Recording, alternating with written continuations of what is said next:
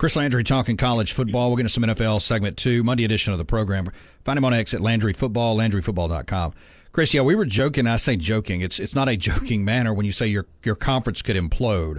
Last week, when you look at Washington State and you look at Oregon State and kind of where they're at, what possible two teams, who in the ACC do you think would have a trouble at the end of the day, kind of like what you're saying, looking around going, uh-oh, what are we going to do? Yeah, well, I mean, we saw this happen with the Pac-12. Same thing's going on in the ACC. If you're not in the SEC or the Big Ten, so if you're like for example, when UCLA, USC, Oregon, Washington were going, well, the others are saying, well, what do we do? What do we do? Stanford, Cal, what do we do? We've got this prestige academically. What do we do? Well, okay, they go to the ACC because the conference has fallen apart and everybody's moving forward to another league.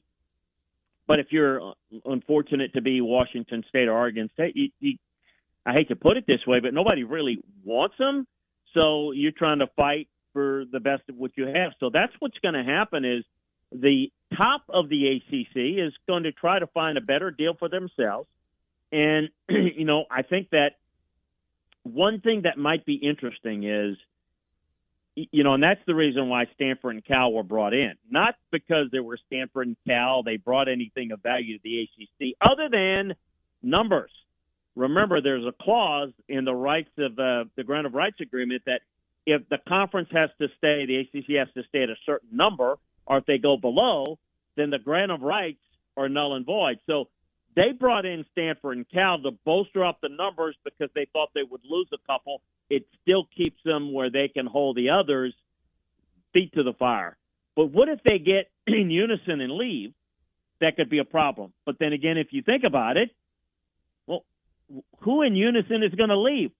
Who wants them? I mean, it's like the Big 12 is kind of full with the numbers.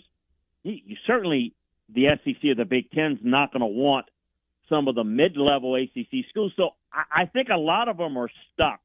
And this is why they're trying to figure out what can we do to bolster our league, to make it more viable so we don't lose ground. And this is the ugly part of this. If you're not in one of the two big boy leagues, you're going to eventually, I'm not saying you can't compete on the football field or the basketball court, but in the long run, you're not going to compete financially, and that's going to hurt your overall program.